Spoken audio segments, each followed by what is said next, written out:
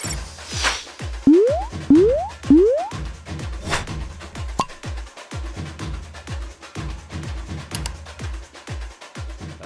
Malam ini kita akan membicarakan satu tema yang mudah-mudahan menarik dan mudah-mudahan membuat Bapak dan Ibu bertahan hingga akhir acara. Judul session kita adalah Performative Architecture: Rethinking Jakarta in an Age of Urban Challenges.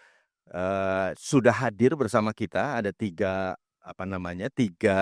tokoh, tiga narasumber yang lebih daripada pantas untuk membicarakan tema ini. Ada tiga, mungkin bersama-sama kita undang saja ke panggung. Yang pertama adalah Pak Georgius Budi Yulianto. Mas Budi, silahkan. Tepuk tangan untuk Mas Budi.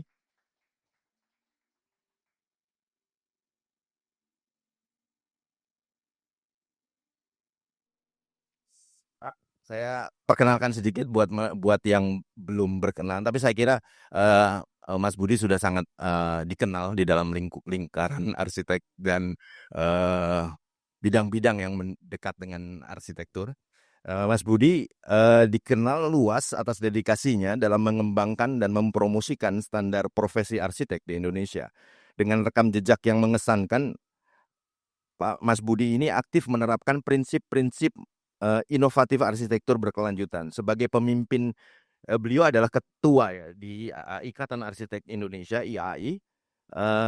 Beliau mendorong kolaborasi dan pendidikan arsitektur untuk memperkuat peran arsitek dalam pembangunan berkelanjutan dan menghadapi tantangan global. Ini dari bio yang kita bacakan aja kita sudah tahu bahwa beliau sudah banyak sekali kerja-kerja profesinya, kerja-kerja juga mungkin nanti kita akan dengar kerja-kerja arsitekturalnya juga, dan bagaimana yang lebih lagi adalah kita akan dengar bagaimana ide-ide Mas Budi. Saya panggil Mas Budi boleh?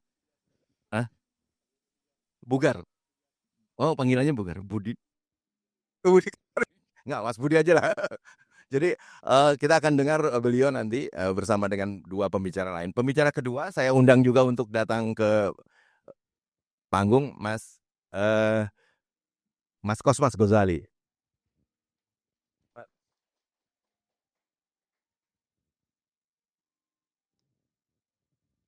Beliau juga tidak kalah terkenal dan hebatnya dari Mas Budi, sahabat sesama arsitek, seniornya Mas Budi, kalau menurut Mas Budi. Mas Mas Kosmas ini anak Jakarta. Saya tadi ngobrol, beliau benar-benar lahir di Jakarta dan sekarang banyak bekerja untuk mengembangkan kotanya karena merasa mencintai kotanya lebih daripada kota-kota yang lain gitu, kira-kira begitu. Tapi bukan berarti beliau tidak pernah mengalami pengalaman di luar Jakarta, karena beliau sempat bersekolah tentu saja di Vienna dan kemudian juga bekerja di Vienna selama beberapa saat, tapi juga memiliki pengalaman, tadi sempat bercerita juga beberapa pengalaman seru di kota-kota atau di negara lain, India juga, di Singapura juga, dan banyak sekali pengalaman beliau. Nanti kita akan dengarkan ide-ide Pak Kosmas Gozali soal Jakarta dan bagaimana Jakarta hubungannya dengan arsitektur. Yang terakhir saya panggilkan Mbak Diana Nazir.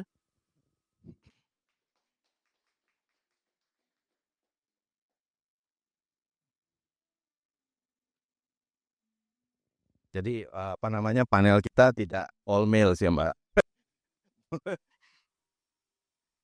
Dan kita akan dengar Mbak Linda, Mbak Diana, selain Mbak Diana adalah desainer interior. Jadi selain beliau desainer interior yang sangat handal, beliau juga aktivis dalam mengenalkan ICAD ya Mbak. Beliau membuat bukan festival ya. Festival boleh disebut festival ya. Festival ICAD yang mengenalkan desain kepada publik, tapi juga meningkatkan standar desain di internal desainer, begitu Mbak. Kira-kira begitu ya Mbak. Nah, dan beliau pasti juga memiliki banyak ide tentang Jakarta. Tapi sebagai pengantar barangkali untuk membuka diskusi ini, kenapa sih diskusi kita lakukan? Pertama, kita tahu bahwa Jakarta sebentar lagi mungkin atau malah sudah ada undang-undang yang mengangkat posisinya sebagai ibu kota. Jadi tidak lagi sebentar lagi secara resmi walaupun sekarang belum diketok palu lah istilahnya perpindahan ibu kota itu, tapi Jakarta akan menjadi kota yang tidak lagi menjadi ibu kota. Kira-kira itu satu perubahan besar, tapi juga yang mungkin juga harus ya kita ingin kita catatkan adalah bahwa salah satu cara Jakarta untuk menjadi terus penting itu adalah dengan menempatkan dirinya sebagai salah satu kota global. Jakarta punya cita-cita Rise 20, jadi di tahun 2045 Jakarta ingin menjadi kota global di urutan yang ke-20. Sekarang waktu pertama kali ide Rise 20 ini dicanangkan begitu, Jakarta sedang ada di posisi 74. Tapi kemarin Pak Gubernur kita memberi bisikan bahwa Jakarta udah naik tiga posisi dalam 5 bulan kepemimpinan beliau. Kerni, lembaga pemeringkat itu menempatkan Jakarta di urutan 71. Mungkin kita harus memberi semangat pada diri kita sama-sama bahwa Jakarta bisa. Tepuk tangan untuk Jakarta. Jadi salah satu target Jakarta adalah menjadi kota global urutan 20 di tahun 2045. Tentu saja perjalanan menjadi kota global tidak mudah. Naik dari 74 ke 71 saja sudah kita syukuri gitu. Pak Pramono juga senang menyebutkannya gitu. Tapi di satu sisi sebetulnya adalah Jakarta untuk menjadi kota global apa sih yang dibutuhkan? Salah satu barangkali adalah wajah dari kota ini. Secara global apa sih wajah Jakarta? Dan kalau kita bicara soal wajah, kita bicara soal arsitektur dari kota ini gitu, kira-kira begitu. Jadi mungkin kita akan berbicara di soal itu. Kita akan dengarkan dari teman-teman kita yang ada di depan ini bagaimana sebetulnya Jakarta dan arsitektur dan bagaimana Jakarta harus diubah atau apa yang perlu diubah. Mungkin itu. Jadi saya beri kesempatan Pak Mas Kosmas Gozali sudah punya presentasi. Jadi Mas Kosmas mau putar video? Oh, oke, sebentar. Ternyata kita harus memutar video yang penting untuk apa itu Jakarta. Tidur.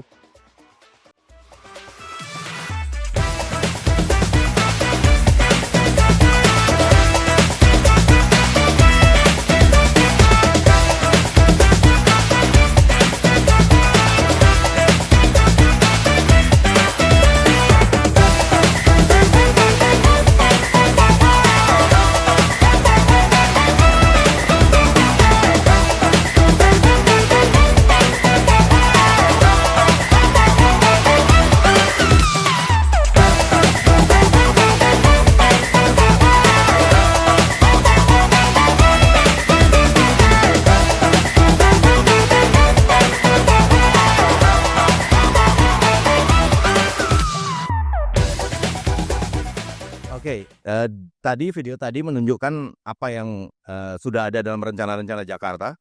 Beberapa sudah jadi, beberapa masih dalam rencana. Tapi secara arsitektural Jakarta tentu saja akan mengalami perubahan.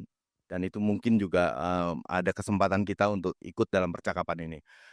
Silakan Mas Kosmas untuk memberi presentasi. Ya, terima kasih. Slide-nya sudah siap?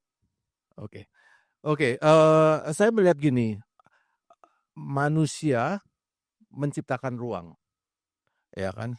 Sehingga ruang itu terbentuk karena keinginan manusia. Tapi di sisi yang lain juga bisa ruang membentuk manusia. Nah, kalau kota kan seperti itu. Jadi kebijakan yang dibuat oleh pemerintah melalui orang-orang ahlinya membentuk ruang yang akhirnya juga memberikan dampak terhadap manusianya. Nah, kita tahu ya, kita tahu bahwa kita tuh negara tropis ya, yang sebenarnya sangat hijau ya kan, terus manusianya juga adalah manusia yang bersosialisasi tinggi.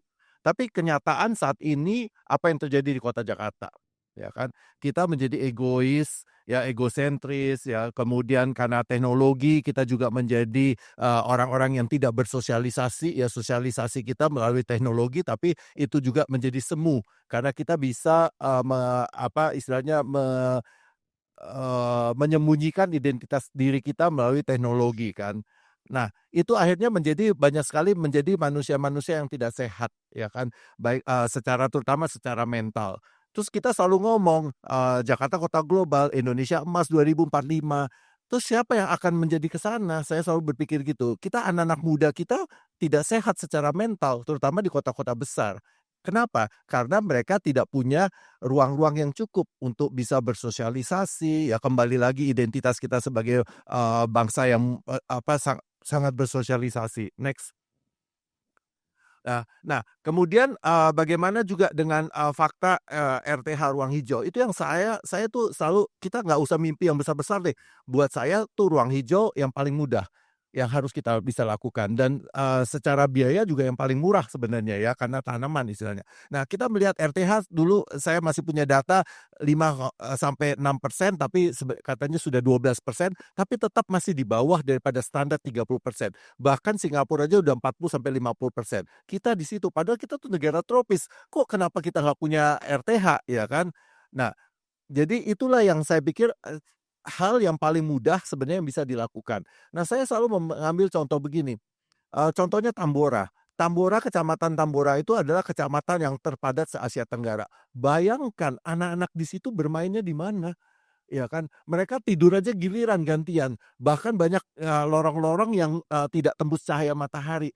Itukah generasi muda yang kita harapkan? Mereka akan menjadi orang-orang anak-anak yang agresif, mereka akan menjadi tingkat kriminalitas menjadi tinggi dan sebagainya. Nah, itu yang saya rasa yang harus kita rubah.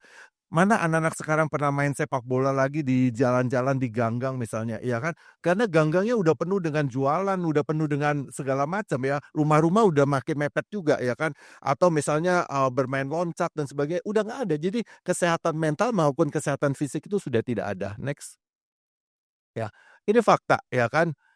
Oke, next, kita bilang bangsa sosial ya. Nah, masyarakat menjadi individual ya, akhirnya kita menjadi orang-orang yang tidak bahagia. Next. How is innovation? Oke. Nah, saya melihat kita itu banyak, bangunan pemerintah, bangunan swasta, gang, ruang publik. Nah, saya dari dulu selalu mengatakan, bangunan-bangunan pemerintah itu seharusnya menyediakan tempat buat masyarakat, harus menjadi ruang publik, ya kan. Jadi harusnya bangunan pemerintah tidak dipagerin yang tinggi-tinggi, dikasih security yang gimana. Kalau dia mengatakan mengenai keamanan, ya kan teknologi bisa untuk menjaga keamanan, tapi kan halamannya bisa menjadi ruang publik misalnya. Next. Ya. Nah, saya beri contoh, ini juga salah satu, ini ganggang yang sudah terkenal. Andai kata ganggang kita bisa jadikan hijau, ya, dan tanaman-tanaman hijau ini bisa menjadi tanaman-tanaman yang simpel ya, sayur mayur yang bisa ditanam ya. Akhirnya penduduk ganggang tersebut juga menjadi lebih sehat. Selain dia menjadi hijau, dia juga bisa komunitas ya, RT RW dan sebagainya ya kan. Dan, tentu misalnya mereka juga bisa, beternak ikan ya, jadi air daripada kolam-kolam ikan bisa dipakai untuk, menyirami tanaman-tanaman. Akhirnya mereka sendiri mempunyai makanan dan sayur-sayur segar di ganggang tertentu gitu loh. Nggak harus kita mimpi yang besar-besar gitu ya, kita nggak harus bikin, istilahnya, perkebunan yang heboh. Di ganggang aja bisa kita lakukan, yang penting dia bisa mendapatkan, sinar matahari dan sebagainya. Nah, ini akan merubah, ibu-ibu juga menjadi lebih, lebih aktif kan. Jadi ini harusnya masuk dalam programnya PPPA ya, gitu ya kan, Ibu Vero nih. Jadi, ibu-ibu, PKK juga menjadi aktif. Jadi bukan hanya ngegosip, tapi sebenarnya, bercocok tanam sehingga anak-anak mereka hidupnya menjadi lebih sehat. Next lagi, ya, atau gedung-gedung pemerintah dan swasta. Kalau ibu kota pindah, saya selalu bilang, "Terus sisanya gedung-gedung mau kemanain tuh?" Ya kan, banyak gedung-gedung kosong, gedung-gedung pemerintah misalnya, itu bisa dijadikan menjadi, untuk, garden, ya kan, tempat parkir juga kosong bisa kita jadikan garden sebagainya. Sehingga kita kalau mau datengin sayur-sayur segar, nggak harus jauh-jauh dari Puncak, dari Bogor ya kan, atau dari Bandung, dari daerah sekitar. Tapi di Jakarta di setiap radius 3 atau 4 kilometer sebenarnya mempunyai sources terhadap, sayur segar. Sehingga harganya juga menjadi lebih affordable dan itu menghidupkan, lingkungan sekitarnya. Next lagi. Ya. Nah, belum sungai yang ada di kota Jakarta.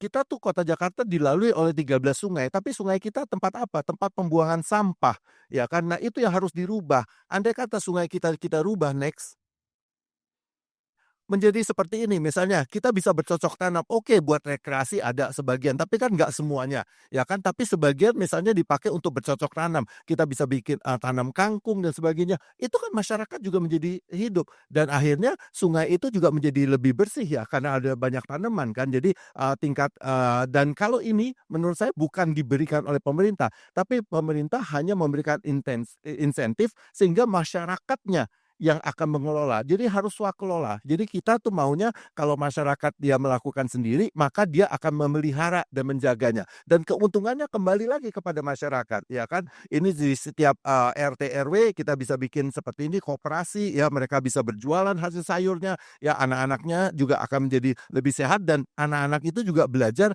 mengetahui bagaimana sebenarnya tanaman itu tumbuh. Karena banyak sekali anak zaman sekarang nggak tahu loh tanaman itu tumbuhnya seperti apa, karena mereka hanya lihat dari gadget, ya. Bahkan saya, pernah mendengar berdasarkan hasil riset, anak-anak sekarang memikirkan bahwa telur itu dibuat di pabrik.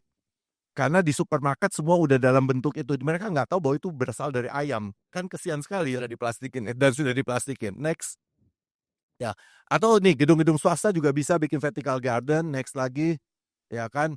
Nah, bagaimana juga dengan tiang-tiang ini? Kemarin sempat dengar kan Pak Gubernur katanya mau dibongkar aja. Kalau saya bilang jangan dibongkar, itu kan sudah ada. Dibikin tuh di atas itu jadi pedestrian, ya kan tempat orang, bersepeda, itu kan bisa berapa kilometer, tinggal bagaimana orang bisa naik ke atas itu, ya kan. Jadi kan aset itu tidak dihilangkan seperti itu. Dan itu karena levelnya berbeda, itu kan sudah menguntungkan sekali ya buat pedestrian, ya kan, dan penambah penghijauan dan sebagainya. Tinggal kita atur bagaimana mereka bisa naik ke atas itu, tapi ini kan bisa berkilo-kilometer sebenarnya. Jadi, ruang olahraga ya kan menjadi lebih sehat, ruang hijau, pejalan kaki, pesepeda itu mempunyai level yang berbeda ya kan, dan kita taruhnya di atas gitu. Jadi dan ini bisa menjadi konektif ya, koneksitas terhadap bangunan-bangunan yang ada di sekelilingnya gitu loh. Jadi orang itu nggak selalu harus bersinggungan dengan kendaraan. Next, ya. Nah ini contoh proyek saya, next aja. Saya juga kalau bikin kantor atau bangunan tuh selalu saya bikin garden tuh di mana-mana di dalamnya. Ya kan memang dari luar tidak terlihat, tapi di dalam tuh banyak sekali garden-garden. Itu yang menyebabkan juga si pengguna gedung itu akhirnya menjadi merasa lebih nyaman. Ya bahkan yang kalau dulu jam 5 sore mereka udah bubaran, sekarang saya dengar jam 9 masih ada di situ. Next saja, karena mereka juga oh ya, sorry, mereka juga senang, yang penting kita sediakan WiFi dan sebagainya, ya. Nah, ini waktu itu saya ikut sayembara untuk Galnas ya. Nah, Galnas saya juga jadikan ruang publik waktu itu, next.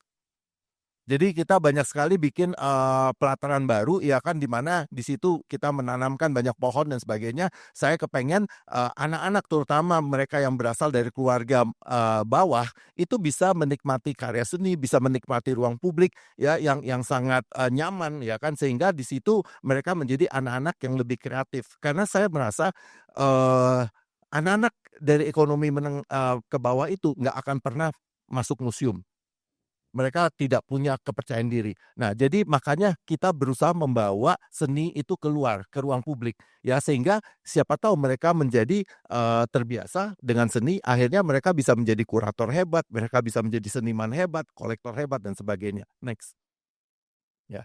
Ini waktu itu saya bikin buat di Solo, BI, ya kan. Ini juga gini, saya bikin ruang publik tuh di bawah, ya kan. Walaupun saya diberikan catatan katanya Solo itu banyak becaknya, Mas kalau bikin jalannya naik turun kesian tukang becaknya. Padahal saya bilang tukang becaknya akan jadi lebih sehat tuh sebenarnya, ya kan. Jadi saya bikin ruang publik. Jadi maksud saya kalau misalnya gedung-gedung Bank Indonesia itu udah tutup dan sebagainya, ruang publik itu menjadi ruang masyarakat. Ya masyarakat bisa berkumpul di situ ya, bahkan weekend dan sebagainya mereka bisa bikin kayak acara UMKM dan sebagainya. Jadi kita harus menurut saya gedung-gedung pemerintah harus bisa memberikan manfaat buat masyarakat luas. Next. Ya, next lagi. Nah ini waktu itu juga saya ikut sayembara untuk, stadion yang di, JIS ya, kebetulan waktu itu saya juara 3. Nah, bedanya adalah dengan apa yang dibuat sekarang, waktu itu saya bikin stadionnya 17 meter dari atas permukaan tanah. Jadi di bawah itu benar-benar ruang hijaunya masih terus nyambung sampai ke, danaunya itu. Karena menurut saya kalau kita taruh objek besar di situ, itu kan akan memecahkan antara air dan ruang hijau gitu loh. Nah, ruang biru dan ruang hijau, sehingga saya pikir nggak mungkin kita bikin itu, memecahkan itu, sehingga saya naik ke atas. Kenapa saya juga suka banget bikin, bangunan-bangunan yang floating, karena menurut saya itu resapan itu akan lebih baik gitu loh, karena kita, pengecoran itu hanya di titik-titik tertentu saja, tidak secara keseluruhan. Next. Nah, ini waktu itu ya tentu saja juga dengan kita naik ke atas, keamanan lebih gampang ya, apalagi kalau terjadi, keributan ya. Jadi itu kan bisa dibagi section-section-nya, jadi, apa istilahnya, orang-orang yang mau bikin keributan nggak gampang bisa naik ke atas gitu. Next. Nah, ini juga kita bikin untuk kota tua. Jadi, selain daripada taman ruang publik itu, kita juga harus memikirkan masalah parkir, masalah UMKM, ya. Di kota tua tuh problem kita kan ada parkir dan UMKM, kemana ya kan? Nah, UMKM itu kan sekarang karena biasanya ada parkir, di situ akan ada UMKM, karena supir-supir nongkrong di situ, ya kan? Nah, akhirnya itu yang membuat jalanan menjadi sangat macet dan sebagainya. Nah, kita pikir kita punya jalan tol itu di situ, terus di kolongnya jalan tol apa, sekarang dipakai buat parkir truk, kenapa nggak dipakai parkir buat mobil kendaraan, ya kan? Tapi seperti apa sistemnya? Ya kita bisa pakai dengan sistem mesin supaya lebih banyak kendaraan yang bisa kita parkirkan di situ gitu. Next. Nah, misalnya andai kata ini, parkir sana terus UMKM-nya seperti ini, kan nyaman banget ya. Jadi ini kan terjadi perubahan-perubahan gitu loh. Jadi ini yang harus kita lakukan, yang harus kita intervensi, ini saya udah presentasikan ke Bapeda juga ya kan. Jadi Bu Atika harusnya udah tahu sekali bahwa memang kita memerlukan ruang-ruang publik ini ya. Jadi karena sekarang itu kita tahu properti jadi mahal. Nggak semua orang bisa punya ruangan, atau rumah yang ada taman dan besar. Jadi mau tidak mau kita harus bikin ruang bersama. Jadi mereka bisa keluar ya kan, apalagi kalau yang anak-anak muda sekarang kan tinggalnya di kos-kosan. Ya bayangin kos-kosan sekarang ukurannya berapa sih, 2 kali 4 kali ya, udah mepet banget. Jadi mereka perlu ruang kan, kalau nggak mereka menjadi ruangnya orang yang tidak sehat. Nah, kita sediakan ruang-ruang seperti ini. Next. Ya. Nah, ini saya juga, mengusulkan sebenarnya waktu itu udah saya sampaikan ke, Bapeda juga, rel kereta api itu selalu seperti pisau yang memotong suatu wilayah, ya kan. Nah, kenapa enggak misalnya kita bisa menghubungkan, kita bisa bikin itu ruang hijau, karena ini sudah ada di Sydney, sudah ada di New York dan sebagainya juga. Contohnya misalnya next. Nah, andai kata kita punya ruang hijau seperti itu, ya kan bayangkan, kita menambah lagi ruang hijau dan ruang publik, ya. Jadi rel kereta api yang tadinya, kumuh dan sebagainya, ya tiba-tiba kita bisa menghubungkan 2 wilayah. Jadi wilayah kota tua dengan wilayah misalnya, Pinangsia waktu itu yang saya usulkan demikian gitu. Nah, sehingga orang juga bisa berjalan kaki. Kalau kita mau menghidupkan, suatu wilayah, kita juga harus memikirkan ruang-ruang publik di wilayah tersebut. Next. Nah, ini yang saya selalu mengatakan, ya intervensi kota ya kan, menciptakan ruang publik yang hijau agar warga Jakarta menjadi lebih sehat fisik dan mental, ya. Healthy body, healthy mind, menjadi manusia yang bahagia. Manusia yang bahagia adalah, apa, aset kita ya untuk membangun bangsa kita sehingga kita menjadi, apa, bangsa mencapai Indonesia Emas 2045. Next. Terima kasih dari saya, gitu, Mas. Tepuk tangan untuk Mas Gozali, menarik sekali presentasinya, tapi mungkin pesan yang paling, penting adalah bahwa arsitektur bisa menjadi alat untuk mentransformasi, warganya ya. Peran menurut saya pesan yang paling penting adalah bahwa pemerintah harus bekerja sama dengan arsitek-arsitek yang tepat ya kan, untuk bisa membangun kota ini dengan benar ya kan. Karena jangan sampai dana yang dikeluarkan berapapun juga itu, hasilnya tidak maksimal gitu. Makanya, ada IAI, saya juga berjuang terus di IAI Jakarta, ini dari IAI nasional ya, supaya pemerintah benar-benar melihat bahwa kita tuh punya potensi-potensi itu. Dan, mungkin yang masih sangat kurang dari Jakarta adalah ruang publik dan ruang hijau. Yang Sangat. itu yang harus menjadi PR juga buat Kita lihat kita semua. sejak, Sudirman, Tamrin itu, pedestrian menjadi lebar, dulu orang pikir kan, orang Jakarta nggak mau jalan. Jalan kaki. Ternyata semua orang sekarang jalan, Iya. ya kan. Terus sekarang juga udah berubah, saya dari zamannya Pak Anies sudah mengusulkan sebenarnya bahwa, harusnya gedung-gedung sepanjang Sudirman Tamrin itu nggak ada pagar, dan itu dibikin, apa, kios-kios UMKM. Supaya karena masalahnya kan adalah, mengenai keamanan. orang dulu waktu belum ada kios-kios itu, orang takut jalan ke stasiun MRT karena, masih kosong kan. Nah, sedangkan, keamanan itu kan justru diatasi dengan, istilahnya oleh manusia juga. Jadi manusia melihat sehingga orang menjadi lebih aman. Makanya harusnya dan sekarang udah mulai kan dibikin juga dan menurut saya itu positif banget. Oke, saya yakin ada banyak pertanyaan atau ideas gitu berdasar presentasinya Mas Kosmas, tapi tolong tahan dulu, kita akan mendengarkan dulu Mas Budi untuk presentasi berikutnya, dan saya yakin tidak kalah menariknya.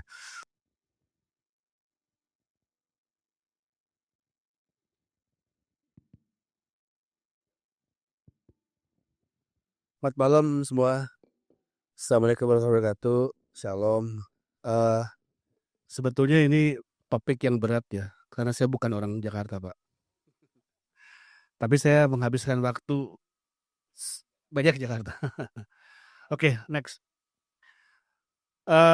Dari pertama saya mendapat undangan ini emang saya pikir saya akan lebih ke menitipkan mungkin apa yang menjadi concern kami ya di asosiasi profesi, sehingga mudah-mudahan ini bisa menjadi bekal ya untuk diskusi selanjutnya. Ini Mbak Diana nih. Nah, Presentasi keliru diputar, jadi harus oke, oke. siap, ini sudah.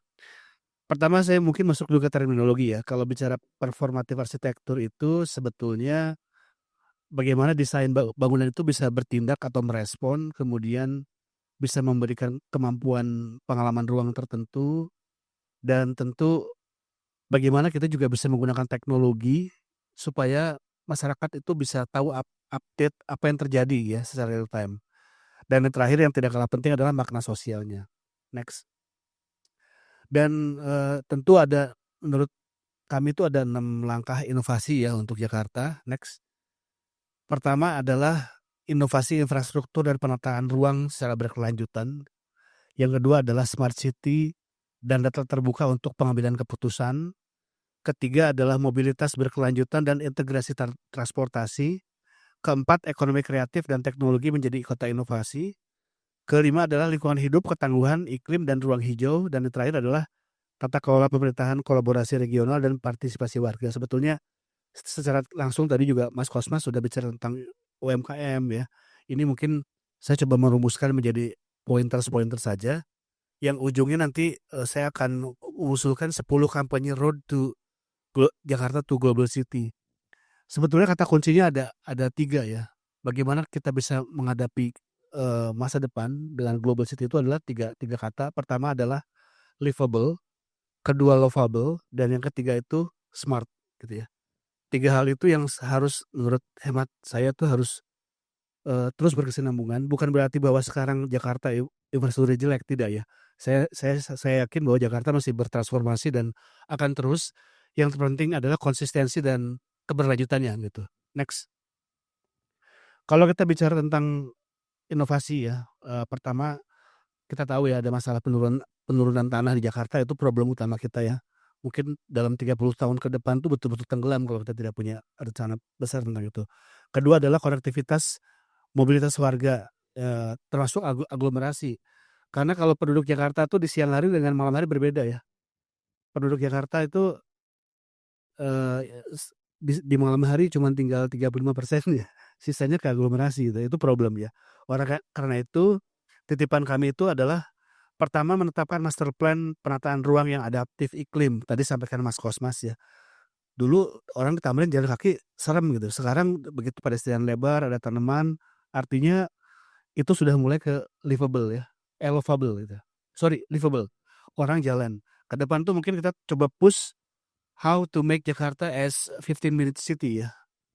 Dalam 15 menit semuanya terjangkau. 15 menit jalan kaki, 15 menit bersepeda, 15 menit naik transport umum gitu ya. Kedua, infrastruktur yang resilient terhadap iklim.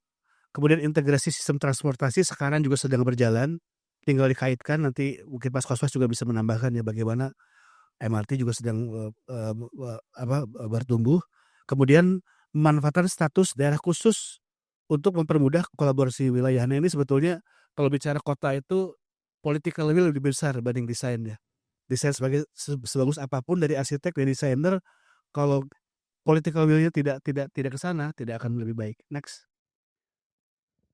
Kedua adalah masalah, gagasan untuk smart city dan data terbuka untuk pengambilan keputusan.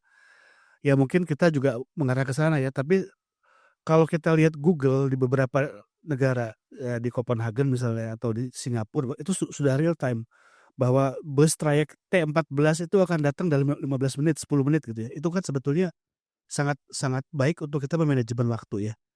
Jadi kalau selama ini gagasan smart city itu masih mengumpulkan data, ya sekarang mesti diterjemahkan secara efektif, sehingga kita punya sistem yang lebih transparan dan adaptif ya. Pertama kita harus mengembangkan platform data terpadu ya, satu. Yang kedua, dashboard publik. Jadi publik tuh bisa mengakses data sebanyak-banyaknya tentang kota itu apapun gitu. Jadi memang ini integrasi beberapa, departemen ya, itu ada harus di situ. Kemudian, nah ini, penggunaan sistem algoritma untuk memprediksi ya. Saya nggak tahu apakah memang misalnya Dishub sudah melakukan traffic count tiap hari atau tidak, tapi yang jelas traffic itu tidak bisa trial and error ya. Sekarang ada AI, semuanya harusnya bisa diprediksi lebih mudah. Kemudian yang keempat, mendorong partisipasi warga untuk memiliki, aplikasi kota ya. Karena di banyak negara sudah dipakai. Saya rasa ini juga perlu didorong terus sehingga apps itu, akan menjadi, informasi utama yang dibuka. Next. Yang ketiga, adalah mobilitas berkelanjutan dan integrasi transport. Sudah ada juga ya TOD, namun sekarang mungkin harus lebih ditingkatkan lagi gitu ya, supaya orang itu memang beralih transport dari moda pribadi ke moda transport publik gitu ya. Kemudian juga di situ juga disertai banyak, tiap nodes itu akan ada hub yang bisa saling mendukung ya. Jadi ketika transportasi publik itu sudah lebih baik, saya rasa ke depan itu juga perlu diterapkan kebijakan low emission zone gitu. Sehingga orang itu dipaksa untuk tidak memakai mobil ke dalam atau pakai mobil listrik misalnya gitu ya. Kemudian, pionir kendaraan listrik dan skuter listrik misalnya itu juga, ketika infrastruktur sudah baik akan lebih baik. Next. Keempat adalah tadi disampaikan Mas Kosmas, betul, ekonomi kreatif dan teknologi menjadi kota inovasi. Jadi sebetulnya kalau kita melihat suatu kawasan kampung kota, jangan kita lihat masalah kekebuhan kepadatannya, bagaimana kita bisa dorong menjadi atraksi. Tadi misalnya Mas Kosmas bilang, ada kampung yang jualan selada air itu. Nah itu kan sesuatu yang orang jadi livable, memorable gitu ya. Jadi dibuat innovation hub, kemudian ada kebijakan insentif bagi perusahaan yang memang mau memberikan CSR misalnya ke situ ya. Kemudian mengembangkan ekosistem coworking. Coworking mungkin bukan dalam arti bikin bangunan ya, tapi spot-spot tadi yang dibilang sama Mas Kosmas, social space, di mana di situ ada kohesi yang terjadi antara masyarakat, baik yang tinggal di situ maupun yang transit, juga dengan sektor ekonominya gitu ya. Kemudian memperkuat interaksi antara, universitas dengan pemerintah dan arsitek gitu misalnya dengan desainer untuk riset bersama gitu ya. Seperti itu. Next. Nah yang kelima adalah lingkungan hidup, ketangguhan iklim dan ruang hijau. Ini sebagian besar wilayah Jakarta menghadapi tekanan soal iklim ya. Kita kemarin panas banget, terus hujannya gede banget gitu ya. Terus hasilnya tadi pagi rasanya kita baru keluar dari mesin cuci ya, langitnya bersih gitu ya. Nah saya rasa itu memang, perlu kita pahami bahwa kita sedang bergeser ke arah perubahan iklim yang sangat besar. Jadi memang ini harus jadi kampanye ke publik ya, bahwa perubahan iklim sudah di depan mata dan kita harus memulai dengan hal yang kecil. Misalnya, kenapa kalau kita bikin shelter selalu atapnya limasan begitu gitu? Kenapa nggak dibalik? Kalau dibalik kita bisa nangkap air, airnya bisa dimasukin ke dalam dan bisa dikumpulin gitu. Contoh kecil ya. Kemudian kampanye green roof misalnya. Next. Yang terakhir adalah, tata kelola dan kolaborasi regional. Ini sebetulnya public participatory itu sangat penting. Jadi menurut saya PR besar kita adalah bagaimana bisa melibatkan masyarakat dan stakeholder untuk terlibat dalam tata kelola kota gitu. Tadi Mas Soswas bilang, boleh pakai arsitek, boleh pakai desainer, tapi harus yang kompeten gitu. Saya mungkin sedikit nyenggol pemerintah ya. Karena selama ini proyek pemerintah itu yang menang yang jago mengadministrasi proyek, yang bisa jago tender gitu ya. pada akhirnya hasilnya tidak maksimal. Kenapa? Karena memang bukan kompetensi yang dilihat, tapi scoring dari administrasi proyek. Ya menurut saya ini juga mindset harus diubah gitu ya. Next. Nah, ini bagian terakhir adalah pada akhirnya kita usulkan ada 10 kampanye untuk Jakarta. Next. Pertama adalah kampanye Jakarta Regenerative Urban Plan ya. Itu tentu tadi saya bilang oleh Mas Kospas, revitalisasi sungai itu salah satu hal ya. Jangan jadikan sungai bagian belakang tapi bagian depan gitu ya. Konvensi lahan terbangun di area rawan banjir ya, kemudian penggunaan AI base untuk simulasi. Kemudian kampanye Jakarta Integrated Mobility Hub. Itu aplikasi satu pintu untuk MRT, LRT, BRT, KRL dan ojek dan yang lain-lain ya, itu harus ada di situ. Dan tiket terpadu juga, termasuk AI traffic prediction. Jadi orang itu akan melihat kalau saya akan sampai ke sana 30 menit, saya akan lebih baik pakai MRT yang cuma 10 menit gitu ya. Kemudian kampanye Jakarta 10,000 roof garden inisiatif gitu. Ada insentif bagi gedung-gedung yang memang membuatnya jadi roof garden di atasnya. Kemudian next. Jakarta AI Governance Innovation Lab. Nah ini hubungannya dengan policy sandbox yang kita bisa sama-sama menggunakan AI untuk prediktif.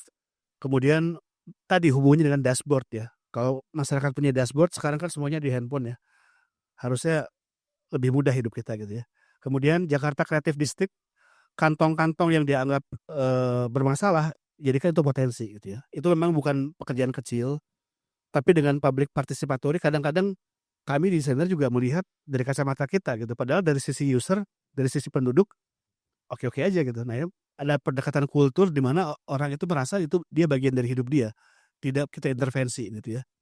Kemudian climate neutral building program itu tentu itu hubungannya dengan bangunan hijau, sama itu ada insentif di pemerintah supaya mereka juga bersemangat untuk menerapkan net zero building ya. Kemudian Jakarta Living Heritage Trail ya. Itu digitalisasi bangunan cagar budaya dengan 3D scanning. Ini mungkin juga beberapa kota sudah melakukan supaya kita memiliki digital twin ya. Dengan memiliki digital twin itu sebetulnya sangat membantu pihak perencana. Kalau teman-teman bekerja di bidang kreatif, di bidang arsitektur, pernah dengar Autodesk Forma ya. Itu AI yang bisa memprediksi simulasi bagaimana kondisi dalam satu kantong itu terjadi gitu. Apakah terjadi enclave atau enclosure di mana semuanya bisa diprediksi dari trafficnya, dari kenyamanannya misalnya ya. Nah ini kemudian pembuatan heritage trail apps berbasis AR ya. Itu dengan VR itu kita juga bisa memprediksi daerah-daerah heritage yang bisa kita kembangkan tanpa harus merusak, karena prediksi kami dalam 10 tahun ke depan itu adaptive reuse akan menjadi tema desain yang lebih banyak dibanding desain baru. Karena nanti kan ditanya, Mas dari Jakarta ya? Iya. Oh dari pinggiran ya katanya. Karena pusatnya ada di IKN sekarang gitu kan. Nah itu pentingnya AR untuk itu ya. Kemudian yang terakhir revitalisasi pemukiman bersejarah bagi kampung kreatif. Next. Jakarta Smart Energy Transition itu ya kalau kemarin saya dengar pas Pak Prabowo cerita sampah di Bantar Gebang sampai 800 ton gitu ya. Itu sebetulnya potensi yang bisa dipakai juga untuk PLTS misalnya ya. Kemudian penyimpanan energi baterai dalam skala kota, kalau misalnya kita bicara PV, ya pilihlah PV yang off grid gitu ya. Sehingga kita juga tidak menjadi beban ke PLN ya. Terakhir adalah Jakarta Collaborative Governance Platform, itu platform digital partisipatif yang bisa warga kota memberikan ide ya untuk Jakarta. Kemudian forum rutin Jakarta for future dialogues. Saya rasa juga Mbak Diana dan Mas Kosmas aktivis di bidang itu ya, yang sering bikin dialog-dialog itu, tapi mungkin kita harus amplifikasi lebih banyak. Kemudian mekanisme citizen audit terhadap pelayanan publik ini penting ya, karena kalau sekarang kan no viral no justice ya. Jadi kalau nggak viral tuh nggak pernah dibahas gitu. Nah ini penting dibikin platformnya sekalian. Next. Nah ini contoh terakhir ya. Next. Ini public participatory awareness yang harus kita dorong itu tadi ya. ya udah kita bikin skala kecil aja, jangan pikir ngerubah dunia, tapi kalau di depan kita ada halaman, bikin pot buat kentang misalnya, bikin tanaman merambat gitu, bikin air water harvesting, dan yang sebelah kiri atas itu adalah microturbine. Jadi air itu sebelum dibuang ke selokan, dia bisa memutar beberapa turbin. Satu turbin tuh kurang lebih bisa menghasilkan daya 50 watt. Ya itu salah satu ya. Next. Ini penggunaan green infrastructure ya, semua mulai memakai permukaan yang surfacing yang porous air. Next. Ini kalau di arsitektur tuh ada istilah fisika bangunan ya. Kalau kita bisa memanfaatkan cahaya matahari maksimum, kita atur aja supaya cooling load AC itu lebih sedikit gitu ya. Next. Ini juga sama ya, water conservation. Next. Ini tadi contoh bagaimana kita membuat resilient building dengan micro rainwater harvesting. Next. Mengurangi urban heat island dengan membuat permukaan yang banyak shading supaya efek Bernoulli berperan. Jadi bagian bawah itu harus lebih dingin dari di atas gitu ya, sehingga ada aliran angin, karena biarpun panas suhu di luar 28, kalau ada angin tuh terasa cuma 25 nih. Next. Ini promote green energy ya dengan PV begitu. Next. Nah ini yang tadi Mas Kostos bilang, kalau tiap kampung misalnya di Jakarta ada berapa ratus kampung, bikin aja vertical garden gitu ya. Sebetulnya nggak sulit asal ada kemauan gitu dan ada insentif, Pak. Kalau nggak susah juga. Next. Ya udah. Jadi we are not in the same boat, but we are in the same storm ya. Ke depan itu kita akan menghadapi banyak masalah, kalau kita nggak bersama-sama nggak bisa. Next. Demikian, terima kasih. Mohon maaf. Tepuk tangan untuk Mas Budi. Ya, presentasi Mas Budi lagi-lagi menunjukkan gitu bahwa problem kita banyak, tapi kalau kita mau disisir satu-satu, jalan keluarnya juga bisa kita jalani gitu.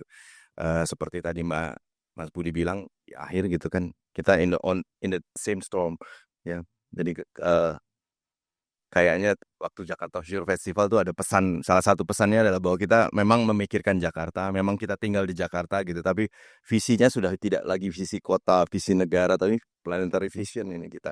Karena kita sedang ada di titik di mana ya yang mungkin hancur bukan cuma kota, tapi juga kita sebagai human race. Kira-kira begitu, Mbak Diana, waktu dan Siap. presentasinya. Mungkin presentasinya ya Mas Presentasinya tertukar lagi. Ini presentasinya Pak Budi. Mas Budi.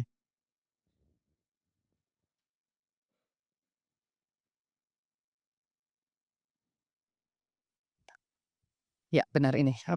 Oke, terima kasih. Selamat malam semua. Senang sekali bisa ada di depan sini bersama bapak-bapak pandai. Ya, yang ibu-ibu cuman saya. Oke, kita mulai aja ya. Ini judulnya kan bahasa Inggris ya, bukan bahasa Indonesia. Jadi presentasi saya juga ada sedikit bahasa Inggris, bahasa Indonesia boleh ya, karena dikasih soalnya begini nih. Oke, next. Saya mulai dengan satu berita nih di minggu lalu. Ini mungkin Bapak wartawan, ada berita yang cukup menyenangkan karena ternyata salah satu area di Jakarta, Kemang, menjadi lingkungan paling keren di dunia tahun 2025 versi Time Out ya. Jadi kita tuh masuk ke 28 keren kan, ini asik banget ya. Siapa di sini yang anak Jaksel? Anak Kemang. Anak Kemang, wah banyak ya. Selamat ya, selamat ya. Oke, jadi secara sederhana Time Out mendefinisikan the coolest neighborhoods ya. Kita cool banget nih. Atau kawasan paling keren adalah tempat-tempat yang mewakili jiwa sekaligus mempertahankan karakter lokal uniknya sendiri yang menarik orang untuk tinggal, bekerja, dan bermain. Jadi catatannya waktu dijuriin itu harus ada lokal uniknya gitu ya. Tiap area di Jakarta itu kalau punya lokalitas yang keren bisa masuk peringkatnya dunia. Ya, ini kan nggak sembarangan juga dinilainya. Nah, senang banget dengar berita ini walaupun kita tahu semua Kemang trotoarnya juga nggak enak-enak amat, ya kan? Terus macetnya juga nggak enak-enak amat gitu ya. Tapi kenapa begitu dan di Kemang itu variasinya banyak banget. Ada toko-toko brand store yang mendunia ada di situ. tapi kampung-kampungnya juga keren. Kita bisa dengar azan di masjid yang padat, terus kemudian lewatlah bule pakai baju minim lewat motor gitu ya. Satu kontras-kontras yang sangat menarik, tapi itu ternyata menjadi sesuatu kenyamanan sendiri. Oke, next. Jadi ada beberapa hal yang dijadikan poin atau kriteria penilaian sesuatu neighborhood yang keren ini adalah ternyata kehidupan malamnya juga dicek, seninya, budayanya, komunitasnya, kelayakan huni, kehidupan jalanan, dan makanan minumannya nih gampang dicari apa enggak. Jadi mereka mencarinya kalau gampang dicapai sampai di gang-gang kecilnya. Nah itu dihitung menarik gitu ya. Kemudian keberagaman yang dijunjung tinggi. Jadi nggak ada berantem-berantemnya nih, kita beda nggak apa-apa. Tadi saya bilang mau ada turis pakai tank top sama ada orang keluar dari masjid pakai hijab nggak apa-apa. Keberagamannya tuh saling menghormati. Kemudian ada banyak bisnis-bisnis independen yang berkembang pesat. Kita lihat banyak toko-toko kecil, toko-toko art, galeri dan lain-lain. Dan rasa dalam tanda kutip kekinian yang sulit didefinisikan. Nah, jadi ada sesuatu rasa yang sebetulnya, oh kok keren ya, tapi kenapa keren? Nah, itu rasa itu yang kayaknya harus dimiliki dari tiap sudut di Jakarta. Oke, next. Nah, ini saya bahasa Inggris, maaf, tapi saya akan berbahasa Indonesia. Jadi saya ambil angle karena saya sebagai interior designer, kalau bapak-bapak kan arsitek ya, jadi saya lebih. Jadi kalau interior designer itu punya mandat, jadi bukan hanya untuk membuat estetika saja, tetapi sesuatu yang resilient, sesuatu yang bisa bertahan dan baik. Jadi kita tuh bukan dekorator, tapi kita harus meng-create sesuatu yang lebih sehat, lebih efisien dan tempat-tempat yang nyaman untuk semua orang. Jadi dengan kita mendesain dengan baik, kita mengurangi stres daripada kehidupan urban. Bohong lah kalau kita nggak bilang kita nggak stres, pasti kita stres semua ya. Oke, next. Ini menyambung cerita bapak-bapak, cuma saya dari angle dari dalam. Jadi stres itu bisa dikurangi dengan satu desain yang kita sebut biophilic design. Jadi kalau tadi Pak Kosma sama Pak Budi buat vertical garden di gedung dan lain-lain, ini coba kalau dibawa ke dalam ruang nih ya. Jadi nyambung nih, padahal kita nggak janjian presentasinya. Itu namanya sakinah. Jadi kalau dalam ruang ini sebetulnya kita bisa memakai material yang memang alam seperti lantai batu atau kayu, kemudian banyak tanaman, kemudian bukaan jendelanya besar ya. Jadi ini adalah hal-hal yang mengurangi tekanan-tekanan kalau kita hidup di kota besar. Oke, next. Adaptive design buat kepadatan dan efisiensi. Ini juga tadi nyambung juga sama bapak-bapak nih. Jadi karena kotanya terlalu padat, dense, jadi kita akan selalu berpikir membuat micro living karena kecil. Mungkin teman-teman yang tadi bilang anak kos atau apartemen sekarang ukurannya kecil-kecil banget ya. Itu benar-benar kita harus membuat sesuatu hal yang keren, kecil gitu, tapi gimana supaya kita tidak tertekan. Berarti harus ada unsur desain. Lagi-lagi pakailah desainer ya, tapi desainer yang tepat gitu ya. Terus ada satu bahasan ini yang di bawah, blurring boundaries. Ini juga nyambung sama bapak-bapak yang tadi. Jadi dengan tempat tinggal kita yang sempit, kita perlu keluar untuk suatu tempat yang lebih luas, lebih fresh seperti coworking yang nyambung sama kafe dan lain-lain. Jadi itu untuk mengurangi tekanan kita tinggal di ruang yang sangat kecil atau sempit, kita juga harus punya lingkungan yang lebih besar. Okay. Saya kasih satu contoh, ini saya pernah mendesain satu apartemen kecil, ini single yang tinggal di sini.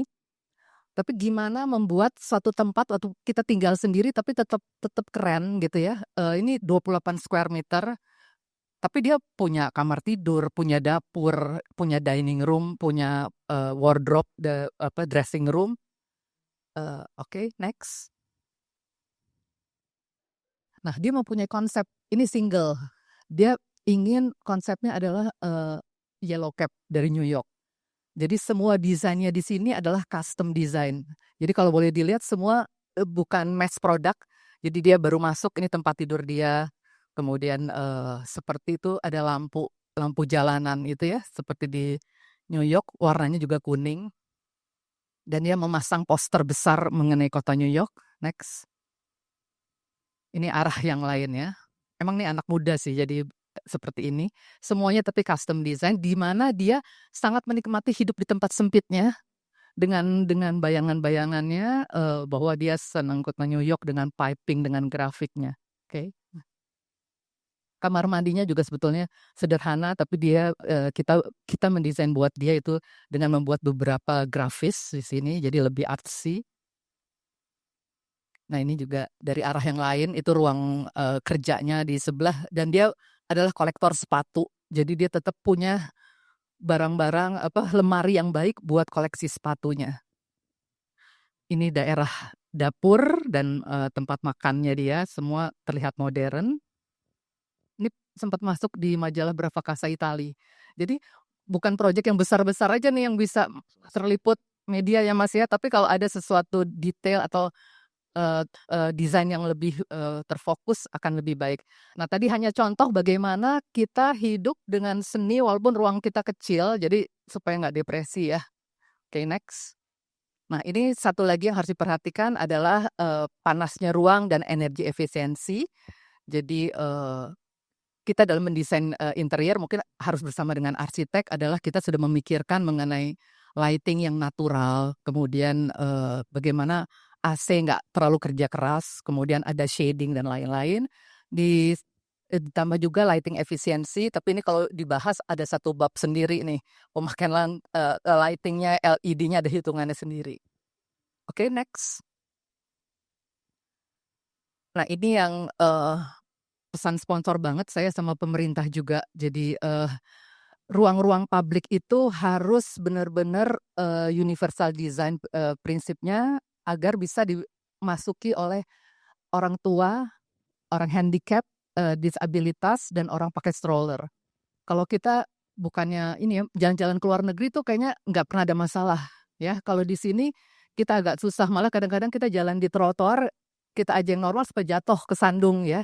Nah, jadi tempat-tempat seperti ini enak sekali ya. Sebenarnya contoh ini di Jepang ya. Kita mau masuk ke public area-nya, enak sekali. Kemudian promoting social interaction, jadi furniture, jadi turunannya mungkin arsitek, kemudian ada interior design, kemudian sebenarnya ada product designer juga, Mas, yang harus terlibat juga. Karena semua furniture di sini harus diatur dengan tinggi yang tepat, ergonomis yang baik. Kadang-kadang kita udah ngelihat begini, kok duduknya nggak enak, apalagi yang handicap mau duduk seperti apa nggak enak, atau mau anak kecil mau ngambil sesuatu tidak sampai atau tidak tepat. Jadi ini dua hal ini, terlepas sekeren-kerennya kota itu atau area itu, kalau tidak mengistimewakan atau tidak memenuhi semua jenis manusia, jadi nggak oke. Oke.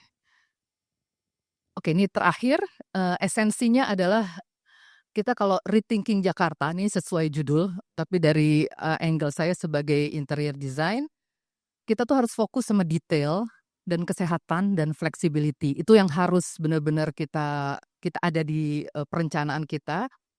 Sebetulnya mendesain sesuatu yang kecil, bagus, fungsional, tapi tetap harus tahan terhadap segala ombak ya, kalau Mas Budi bilang tadi, storm, badai. Jadi desain itu kita harus emang siap untuk suatu tempat atau space yang tahan untuk segala badai. Nah, jadi kita tuh harus benar-benar menyediakan fondasi yang kuat untuk kesehatan kita sendiri dan sustainability. Jadi ini akan menjadi suatu masa depan buat teman-teman di Jakarta. Terima kasih. Terima kasih. Tepuk tangan untuk Mbak Diana. Kita lihat tadi presentasi Mbak Diana sebetulnya kalau boleh saya carikan kata gitu, sebetulnya kan ada problem tapi juga ada siasat gitu, kira-kira begitu. Jadi Mbak Diana dengan interior design itu juga sebuah siasat untuk membuat inner world-nya itu sehat gitu, mentally benar dan segala macam. Saya kira kita buka session pertanyaan saja untuk teman-teman. Pasti sudah banyak sekali yang punya ide, yang pertanyaan. Ada satu, boleh saya minta lainnya kalau ada? Karena belum ada, kita langsung. Baik, bismillahirrahmanirrahim. Assalamualaikum warahmatullahi wabarakatuh. Terima kasih Pak dikasih kesempatan untuk memberikan pertanyaan ya. Eh, yang pertama saya jadi Boleh sebut nama ya. dari mana? Oh, baik. Baik, nama saya Muhammad Yohan. Saya saat ini bekerja di Badan Penanggulangan Bencana Daerah Provinsi DKI Jakarta selaku Kapus Datin ya. Sebelumnya saya justru di Bapeda nih. Di sekarang namanya PRIT. Kalau dulu zamannya saya Pusat Pengembangan Inovasi Perkotaan ya. Baik, saya cukup tadinya saya ketika dapat disposisi untuk hadir di acara ini saya agak-agak bingung ya karena background saya lebih ke perencana kota. Tapi ini cukup seru juga ya karena kalau bahasanya saya ini mantul-mantul nih, kadang ke mikro, kadang ke makro gitu ya. Tapi pesan sponsornya cukup jelas nih, harus kerjasama dengan arsitek dan interior yang tepat ya pemerintah ya. Itulah saya ingat betul kenapa sih kita buka floor yang namanya kita bikin acara Jakarta Innovation Days. Ini betul kata Bapak tadi, ini main eventnya itu memang di talk show ini gitu ya, karena kita bisa mengundang para ahli di bidangnya dan tentunya Bapak Ibu sekalian happy ya diundang di sini dan berbicara dan eh, dipantik untuk berdiskusi karena nanti ini akan jadi semacam proceeding kecil yang jadi bahan pengambilan keputusan daripada pimpinan ya. Dalam hal ini adalah gubernur. Nanti ide-ide di diskusi ini akan diangkat gitu. Jadi saya cukup punya pertanyaan cukup banyak nih yang sifatnya akan memantik ya. Untuk pertama dari belakang dulu untuk ke Bu Diana nih. Kenapa bisa ya Kemang itu bisa masuk ke 28 daerah yang terkeren ya? Saya pengen tahu juga nih. Itu surveinya di bulan apa, kapan gitu. Karena Kemang sama-sama kita tahu itu kan rawan banjir, Bu. Justru Dinas Sumber Daya Air sampai taruh pompa stasioner di situ yang nggak pindah-pindah. Karena masalah yang paling ekstrimnya adalah Kemang itu dipengaruhi oleh Kali Krukut yang di tahun 70-an itu masih 20 meter lebarnya. Sekarang udah tinggal 2 meter dan 1,5 meter gitu. Bagaimana kita mau meningkatkan tadi Ibu aja udah bilang kan padahal gak keren-keren amat trotoarnya ya. Kan ini jujur ya gitu. Ini malah jadi beban gitu. Karena PR-nya sebetulnya banyak. Apalagi dari saya dari Badan Penanggulangan Bencana Daerah. Kalau ini dibilang keren itu kan berarti jadi magnet. Makin banyaknya ke sana. Sial-sialnya kalau sampai nanti ada yang media yang meliput ternyata Kemang gak sekeren itu kan jadi beban buat kita ya. Jadi mungkin ini perlu jadi concern khusus juga karena seingat saya global cities itu kita mau jadi kota global itu syarat dan prasyarat itu sangat banyak. Kalau dari sisi keamanan yang susah untuk kita penuhi adalah kalau kota global itu harus punya sekian rumah sakit, sekian banyak fakultas kedokteran yang itu susah kita capai ya. Mungkin dengan inovasi-inovasi yang seperti ini nih yang bisa menambah ruang buat bergerak buat semuanya. Jadi nggak tersentralisir sama penambahan infrastruktur rumah sakit dan fakultas kedokteran karena itu sangat rumit kan. Tapi kalau misalnya ada konsep-konsep ide-ide baru yang disediakan buat anak muda untuk berkreativitas ya, baik itu dokter dan lain-lain, ini mungkin bisa terpenuhi dan memenuhi standar kota global gitu. Mungkin itu Bu. Kemudian dari para arsitek senior ini seru ya. Waktunya karena pendek sekali ya, tapi semua jadi judul-judul yang bisa dikupas satu-satu. Tapi tetap aja namanya banyak ya Pak. Ini ada yang terlewat nih. Tapi ini 10 tahun yang lalu nih rame. Sampai saya dikirim Bapeda itu ke Belanda ya. Untuk mempelajari yang namanya Jakarta Waterfront Cities.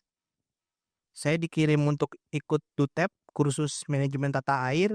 Salah satu pesannya itu pelajari tentang Jakarta, konsep Jakarta Waterfront Cities nih. Kita adopsi dari Belanda tuh seperti apa gitu. Karena sampai sekarang kan yang namanya sungai masih jadi muka buat mereka gitu. Kita nih kota yang ditinggalkan oleh VOC banyak struktur-struktur itu baik infrastruktur lama yang tertinggal, bahkan BKT pun dilanjutkan sama Pak Fauji-Bowo ya, karena itu konteks dari Belanda. Jadi mereka cukur gundul itu yang namanya puncak buat kebun teh, tapi dia juga secara layering kan ada hutan di sekitar situ ya yang mencegah gitu. Tapi ternyata hutannya dijadikan villa-villa dan permukiman padat sekarang kan. Jadi kira-kira seperti itu ya. Jadi ini yang saya lihat mungkin belum masuk dalam menu nih Jakarta Waterfront Cities.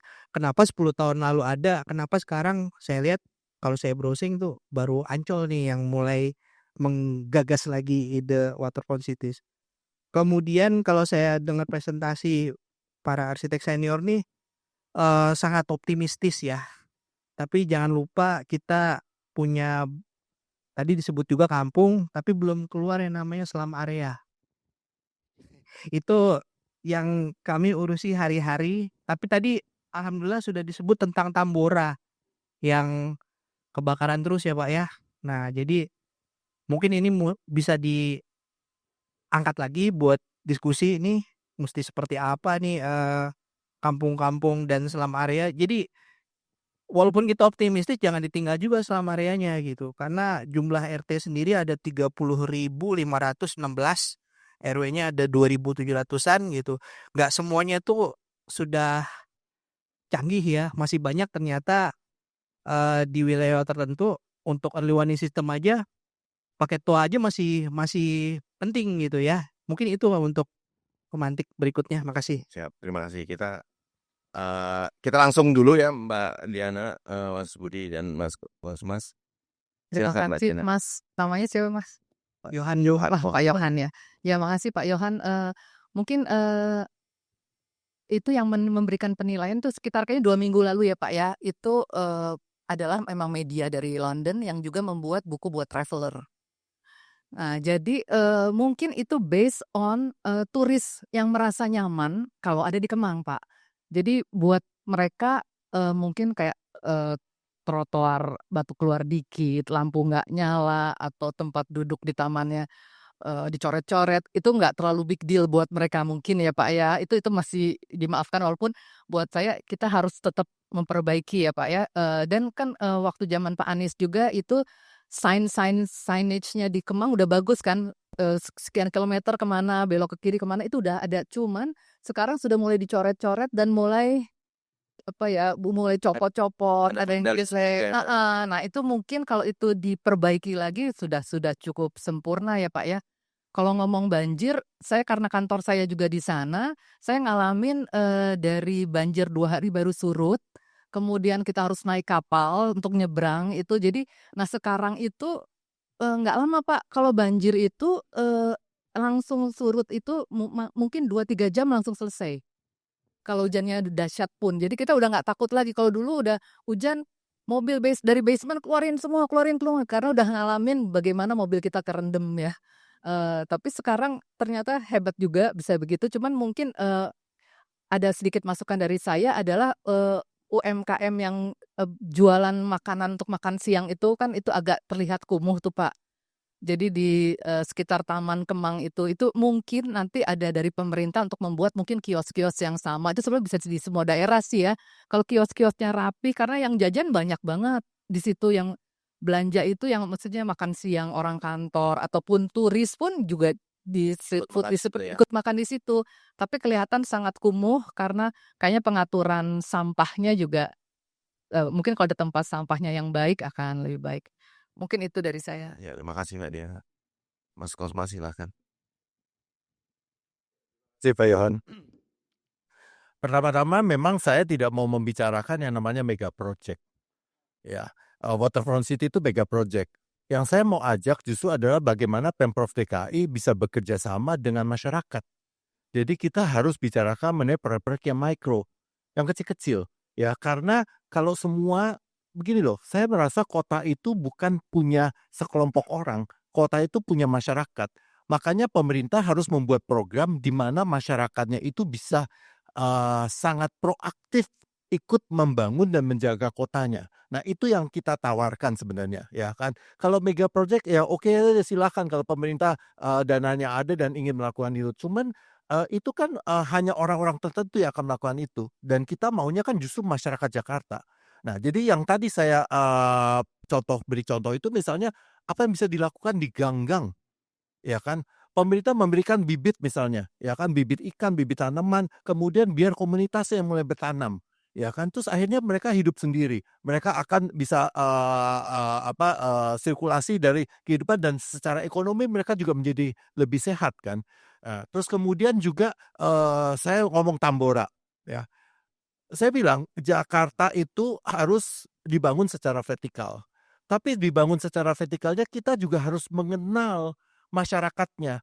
Terus terang Pak, saya berapa kali ngomong sama, dinas, Perumnas. Kan Perumnas ngeluh, bikin, rumah susun nggak ada yang mau tinggal. Pertama saya bilang, apakah rumah susun itu dibuat berdasarkan harus penyerapan APBD atau berdasarkan kebutuhan masyarakat? Pernahkah Perumnas melakukan, research mengenai orang-orang tersebut yang akan ditempatkan di situ? Satu. Kan seringkali tidak ada, Pak, dan itu hanya copy paste, di mana-mana dibikin yang sama. Padahal setiap kawasan punya karakter yang berbeda. Nah, itu yang tadi saya bilang, ya kan. Saya contoh aja, menurut saya stasiun MRT di Lebak Bulus sama di Harmoni dan di Kota Tua itu pasti beda, karena karakter masyarakatnya beda. Nah, itu yang harus dilakukan pemerintah. Makanya saya bilang, daripada top down, makanya pemerintah harus mengajak komunitas ini, sehingga komunitas itu yang memberikan masukan, mengajak, mengatakan, ya kan, kalau kita bikin Perumnas di kampung nelayan, terus bikin 30 lantai, gimana caranya nelayan naik ke atas? Terus bagaimana misalnya kita kebiasaan nih Pak, di daerah-daerah padat, orang-orang buka pintu, buka jendela, taruh meja langsung jualan. Ya kan, karena anaknya di situ yang masih balita sambil main-main merangkak dan sebagainya. Tiba-tiba sekarang kita bikin Perumnas, area, komersialnya di lantai dasar, sedangkan dia tinggal di lantai 15. Dia bingung, jualannya gimana, bawa anaknya gimana. Nah, jadi karena apa? Efisiensi, lorong hanya boleh 2,4 meter berdasarkan standar kebakaran, nggak boleh lebih karena nanti boros dan sebagainya. Tapi mereka tidak menciptakan ruang publik itu di bangunan-bangunan itu, satu. Terus yang kedua, kenapa masyarakat nggak mau pindah? Karena apa Pak? Mereka kan punya mata pencarian. Jadi kalau kita memindahkan satu kelompok ke Perumnas misalnya untuk menghilangkan kawasan kumuh atau slum itu kan ada radius 3-4 kilometer Pak. Di mana mereka biasanya bekerja di situ mencari penghasilan. Kalau kita pindahin ke 20 kilometer, 30 kilometer, mereka bilang kawasan baru nggak kenal apa-apa. Terus mereka mesti kerja di mana? Makanya mereka menolak untuk pindah. Nah, tapi dengan cara kita memindahkan, kan banyak Pak kantong-kantong sebenarnya di radius 3-4 kilometer tuh ada. Nah, kalau di situ kita bangun, maka akhirnya Tamboranya mulai kita buka ruang-ruang publik, ya kan. Kita kosongkan itu, ya. Nah, nanti baru di Tambora pun juga bisa ada bangunan-bangunan vertikal. Nah, itu kan akan berubah, tapi harus ada research dan harus kita mengajak masyarakat itu untuk ikut bersama-sama merencanakan hidupnya. Ya, jangan hanya by given, akhirnya nggak ada yang mau, ya kan. Bahkan kalau di Belanda, rusun itu calon penghuni diajak ikut mendesain fasadnya kayak apa. Coba kalau sekarang kita bilang, "Kamu tinggal di mana?" Hitung, 10 dari bawah, 8 dari kiri atau kanan, nah itu jendelanya rumah saya. Di Belanda dia bisa bilang, "Itu yang warna biru itu rumah saya." Yang satu bilang yang warna kuning itu rumah saya. Karena masyarakatnya ikut berpartisipasi. Apakah kita sudah siap pemerintah kita untuk melakukan itu, mendengarkan suara masyarakat? Menarik. Silakan Mas Budi kalau ada, Wah, udah. Kalau yang terakhir tinggal ujungnya aja, Pak. Ya, pertama soal Kemang tadi sudah ya. Untuk yang waterfront city yang saya tahu, Pak, betul bahwa waterfront dalam pemahaman umum itu sekarang sudah dikuasai konglomerasi ya. Jadi masyarakat Jakarta tuh ke Ancol pun kudu bayar gitu ya. Tuh. Tapi kalau dalam konteks Riverside dia mungkin itu masih punya harapan. Ya, cuman masalahnya sejauh mana kita bisa tegas dengan peraturan tentang bantaran sungai gitu ya. Satu, kemudian bagaimana normalisasi bantaran sungai itu juga problem karena perlu kita sama-sama akui masyarakat Jakarta yang asli kan nggak ada sebenarnya. Semuanya pendatang gitu. Termasuk bicara selam, Pak. Selam itu kalau dalam pemahaman tipomorfologi, Pak, Bapak kan dari Kotajo ya. Itu kan bisa jadi dia kantong berupa enclave atau terbentuk sebagai enclosure gitu. Dan kedua-duanya terjadi karena masyarakat yang transit. Jadi upaya apapun kita memindahkan orang pergi dari situ nggak akan berhasil menurut saya. Jadi perlu ada studi yang lebih ke sosial psikologi ya tentang itu. Dan tidak semua hal yang crowded itu jelek menurut saya. Kalau bicara Jepang di belakangnya Tokyo itu, belakang Shibuya tuh lorong-lorong semua. Tapi bagaimana kita bisa membuat infrastruktur yang baik, pembenahan sanitasi yang baik, dan edukasi masyarakat yang baik. Terakhir yang paling berat itu adalah meningkatkan kapasitas arsitekturnya ya. Karena mungkin dulu dibangunnya juga ala kadarnya gitu ya. Tahapan itu memang masih sangat jauh, Pak. Tapi betul kalau studi itu dilakukan mendasar kepada komunitas, rasanya sih kita bukan merelokasi, tapi merejuvenasi area itu atau memang meningkatkan kapasitasnya jadi bangunan tinggi dengan tidak melupakan tadi Mas Kosmas bilang masyarakat nelayan pasti di lantai bawahnya pengennya ada tempat buat benerin jaring gitu. Seperti itu. Jadi memang berakar kepada studi yang mendalam. Jadi permasalahan kota itu tidak bisa digeneralisasi. Satu RT dengan RT lain mungkin punya masalah yang berbeda gitu ya dengan tipologi yang berbeda. Oleh karena itu pertama kalau bicara waterfront saya rasa kita kecilkan skupnya, river aja lah. Dan dulu pun juga Belanda kan meninggalkan itu karena ada satu Pak masalah malaria kan. Sekarang mungkin nyamuknya udah kalah sama pencemaran Pak. Jadi dia udah nggak mau tinggal, bisa dicoba lagi ya.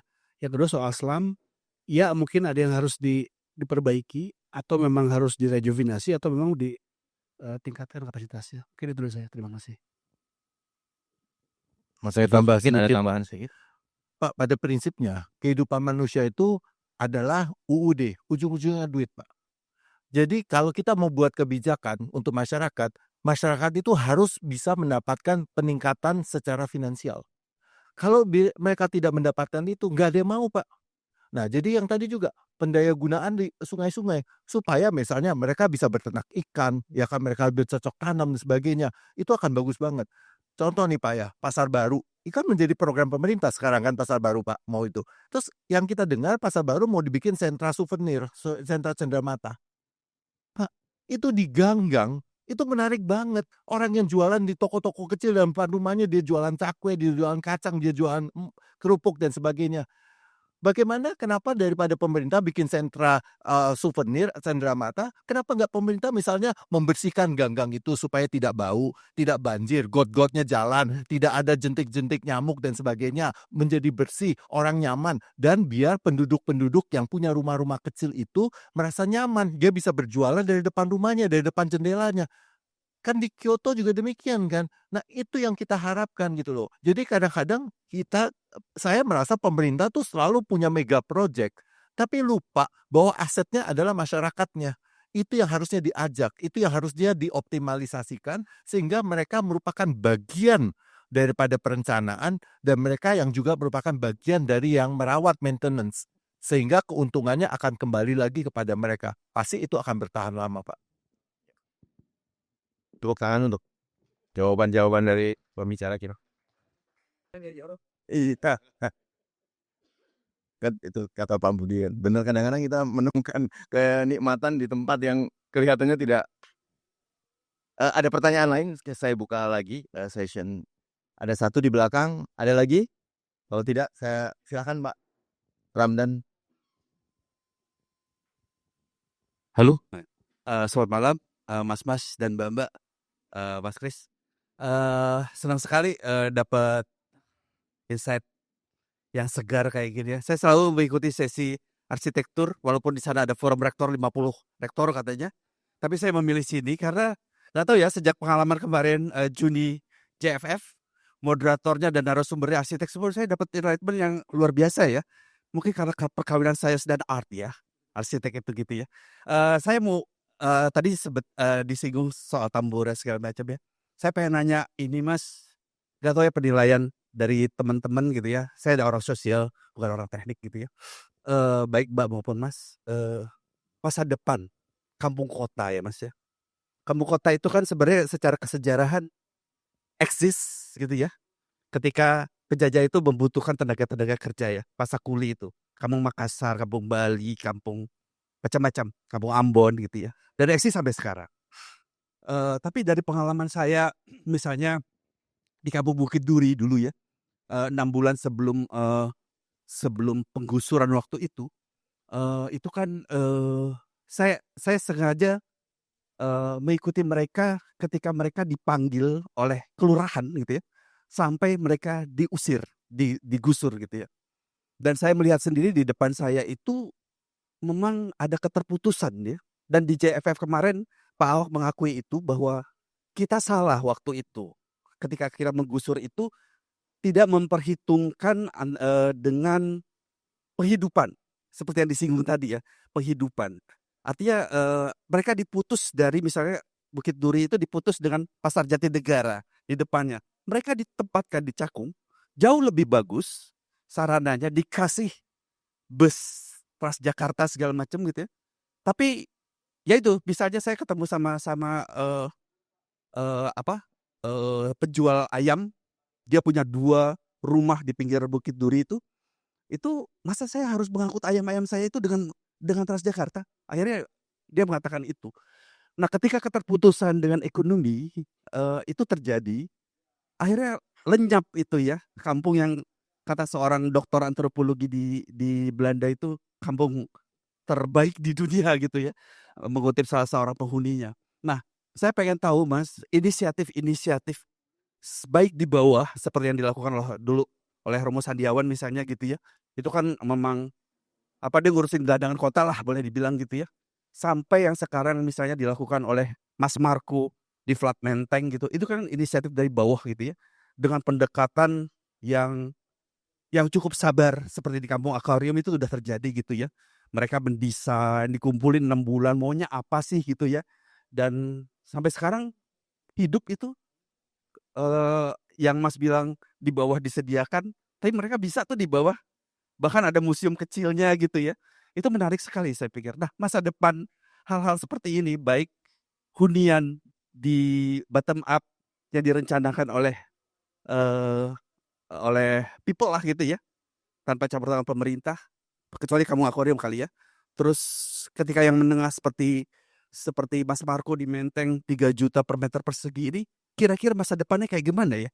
Dengan cara berkooperasi segala macam dari sudut pandang arsitek seperti mas-mas dan mbak-mbak yang katakanlah Kemang segala macam yang agak up gitu ya. Itu aja Mas, terima kasih. Saya Ramdan. Iya, terima kasih Pak. Itu yang tadi saya sampaikan. Jadi kita harus bergerak. Makanya mungkin kita bertiga dia selalu campaign kemana-mana gitu loh. Coba lihat stakeholder-nya siapa gitu. Stakeholder-nya adalah masyarakat ini. Masyarakat yang harus diajak. Banyak sekali perumahan-perumahan yang menjadi sangat sukses. Contohnya salah satu adalah Kampung Kunir misalnya. Karena itu 30 kakak itu memang diajak berbicara dalam melakukan pendesain bangunan itu. Ya kan arsiteknya bekerja sama dengan mereka. Nah, itu yang menyebabkan itu yang harus kita lakukan. Karena kita ini kan manusia Pak. Bukan objek yang bisa dipindahkan begitu saja gitu loh. Nah, itu memang tujuan pemerintah tuh kadang-kadang memang bernegosiasi itu kan tidak mudah. Tapi saya yakin kalau kita ajak bicara manusia, kita diskusi dan kita paparkan dan berikan contoh apa yang menjadi lebih baik, pasti semua orang ingin menjadi lebih baik. Tidak ada orang tua yang ingin melihat anaknya hidup terus-terusan di daerah slum, Pak. Pasti orang tua juga kepengen anaknya menjadi lebih sehat dan sebagainya. Nah, dia akan memikirkan. Nah, itu yang harus kita contohkan kepada mereka. Ya kan, jadi kita nggak bisa bilang pokoknya mulai tahun depan ini semua pindah gusur. Nggak bisa Pak. Jadi itu. Nah, kita juga gitu kan, kita kan hidup adalah sebenarnya pada prinsipnya kita manusia sosial. Kita bertetangga. Ya, terus tiba-tiba kita dipindahkan 20-30 kilometer dari tempat itu. Bukan sekedar mata pencarian, tapi tetangga kita juga hilang. Yang dulu kita tinggal nitip anak ke sana karena kita ada urusan apa, sekarang kita nggak tahu mesti nitip ke mana. Kita mesti mulai semua dari nol. Sedangkan dia misalnya di situ sudah tinggal 10 sampai 20 tahun. Itu kan tidak mudah, Pak, memutuskan mata rantai itu. Nah, itu yang harus kita pikirkan. Pemerintah tidak bisa membuat kebijakan yang memutuskan mata rantai. Harus lebih banyak masyarakat dilibatkan, ditanya apa yang mereka inginkan, dan itu menjadi dasar daripada perencanaan. Nah, mungkin, kalau belum sampai langsung kepada masyarakat, pengguna, bisa dengan banyak, orang-orang ahli, ya kan, psikolog dan sebagainya. Karena kita kan misalnya kayak kita arsitek juga selalu berhubungan dengan masyarakat. Setidak-tidaknya kita mungkin mengenal atau mengetahui 30-40%-nya. Nah, tetap 60%, 70% adalah masyarakat itu sendiri. Tapi kita kan menjadi, apa ya, istilahnya, eee yang untuk menjangkau kepada mereka gitu kan. Kan karena gini, kalau pemerintah datang, tiba-tiba kan langsung takut tuh semua. Ya, saya contoh misalnya dekat Senayan City, Simpruk, itu kan ada satu kawasan area hijau, ya kan.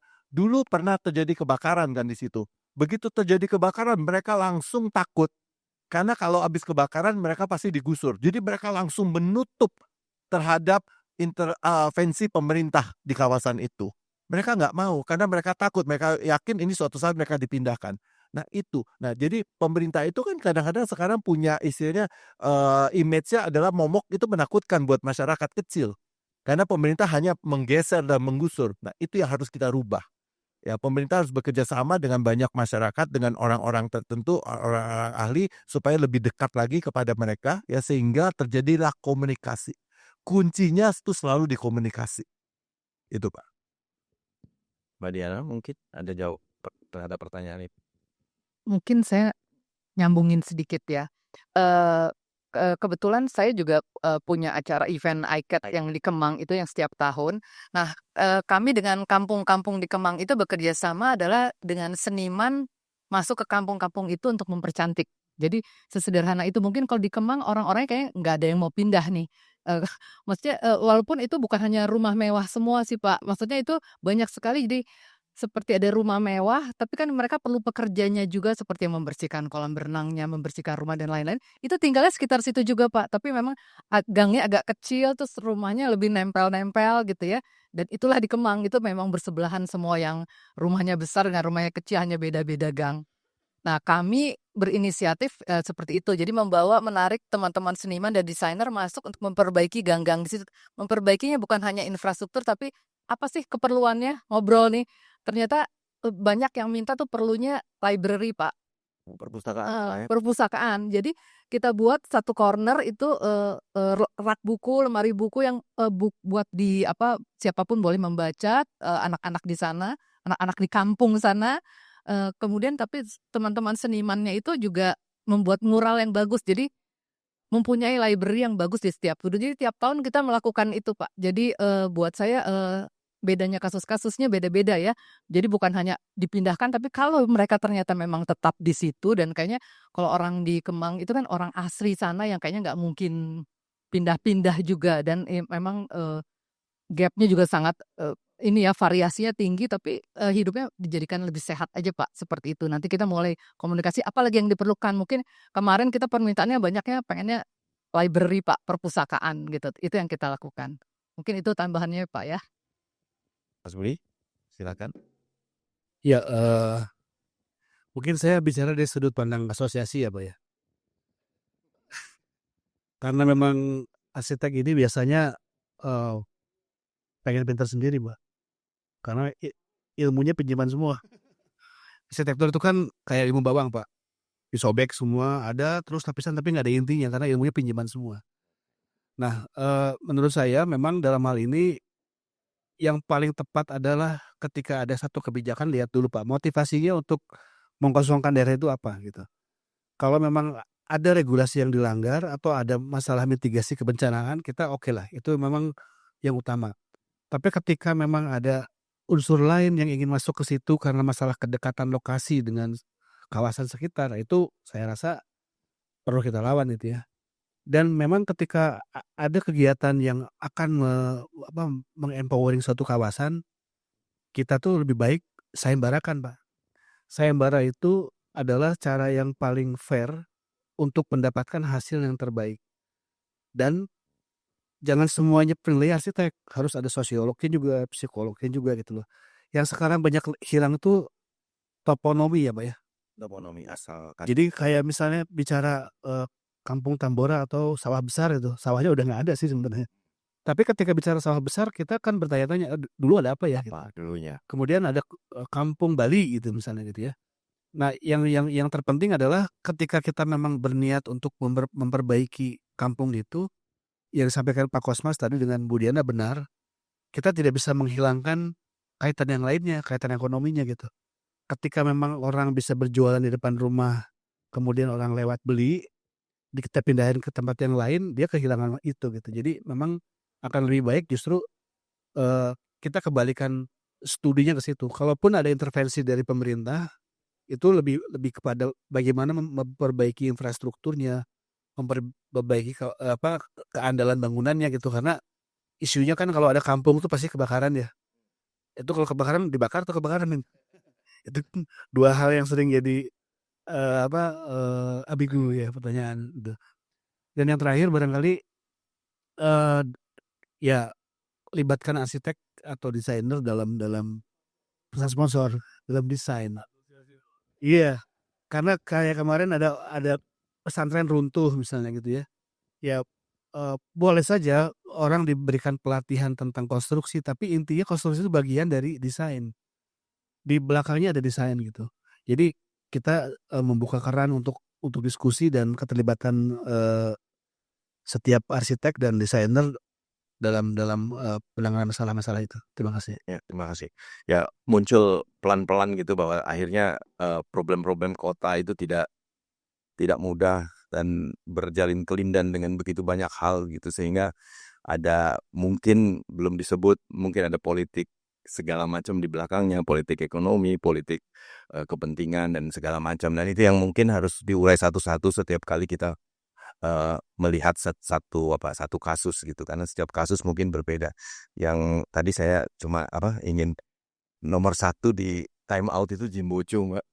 Saya ingat itu bagian Tokyo yang mungkin kalau diadu dengan bagian lain itu tidak kelihatan paling keren gitu ya dari sudut penampilan fisik gitu, karena di tempat di mana buku-buku tua, orang-orang tua dengan buku-buku itu ngumpul di situ tuh. Tapi itu mungkin yang harus mulai kita biasakan juga, bahwa yang kelihatan buruk atau tidak tidak clean gitu bukan berarti itu kehilangan rasa atau jiwa seperti Mbak Diana katakan. Itu mungkin yang harus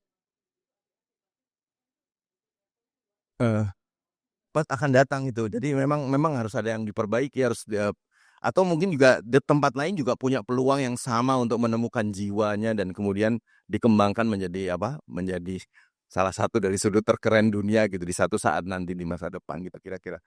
Kalau saya buka satu session lagi kalau masih saya sedikit mau tambahkan. Lupa tadi Pak Yohan punya pertanyaan. Pak, daripada Pemprov bikin rumah sakit yang banyak, kenapa nggak dibikin masyarakatnya sehat, Pak? Iya kan? Rumah sakit tetap perlu, tapi bukan itu yang dibanyakin. Masyarakatnya yang sehat dulu, jadi nggak perlu rumah sakit sebanyak itu. Sehat, bahagia, banyak ruang hijau, banyak ruang publik ya Mas ya. Ya, karena indikator kota global juga termasuk dari itu. Ya, satu pertanyaan lagi dari floor, kalau dari hadirin kalau ada. Ada satu, silahkan ada. Oh ya. Tolong sebut nama dan dari mana. Saya perlu berdiri nggak? Boleh kalau mau berdiri, semua bisa lihat. Perkenalkan, nama saya Stefanus Yori. Saya saat ini bekerja sebagai desainer di salah satu firma arsitek di Pluit. Jadi saya boleh duduk lagi ya? Atau saya harus berdiri lagi? Saya duduk aja. Bebas, kita bebas. Jadi pertanyaan saya khususnya ke Pak Bugar sih, atau mungkin kalau Pak Kosmas atau Ibu Diana bisa menambahkan lebih baik gitu. Jadi tadi kan udah dijelaskan tentang 6 langkah inovasi untuk di Jakarta secara ringkas gitu ya. Terus poin nomor 2-nya itu tentang smart city dan data terbuka untuk pengambilan keputusan. Sebagai orang yang bekerja di bidang perancangan, penerapan konkret dari hal itu tuh apa sih gitu, Pak? Karena kan tadi dijelaskan ada pengembangan platform data terpadu, pengembangan sistem dashboard publik yang secara intuitif sebagai seorang perancang tuh masih belum kebayang nih apa nih dalam konteks perancangan apa yang bisa diimplementasikan, apalagi dalam konteks perancangan urban gitu. Jadi pertanyaan adalah bagaimana penerapan dalam arsitektur atau jembatannya ke arsitektur itu apa sih? Dan pertanyaan lanjutan dari itu,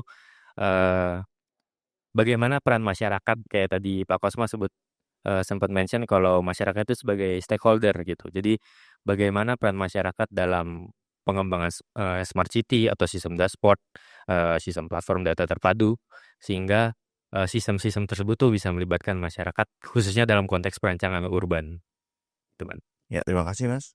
Mohon Mas Budi silakan langsung. Untuk Mas Budi spesifik. Ya, dalam smart city itu memang ada dua hal ya. Pertama adalah dalam tatanan operasional, kedua tuh dalam tatanan data manajemen gitu ya. Kalau dalam tatanan operasional udah pastilah pemanfaatan banyak gadget dan teknologi ya, misalnya sensor-sensor gitu ya, kemudian CCTV dan seterusnya gitu ya. Itu termasuk traffic management gitu ya. Nah, tapi kalau dalam hal data management itu kita bahkan buat tahu traffic aja, traffic count misalnya di simpang Sudirman Tamrin gitu ya. Itu berapa kendaraan per menit gitu. Jam berapa sibuk gitu. Yang dapat untung siapa sebenarnya? Google ya. Karena Google punya Google Google Map. Google Map itu dia jualan data. Karena begitu kita pakai aplikasi itu orang tahu. Jadi kalau ada garis merah itu bukan berarti mereka punya data real time satelit, tapi dari jumlah pengguna yang ada di situ gitu ya. Nah, itu sebetulnya buat kita perancang penting. Sebagai contoh, titik mana kita bisa bisa membuat bukaan untuk entrance ke site sama keluar gitu ya. Theoretically kan kalau bicara aturan tidak boleh lebih dekat dari 15 meter dari intersection gitu. Apa benar begitu gitu?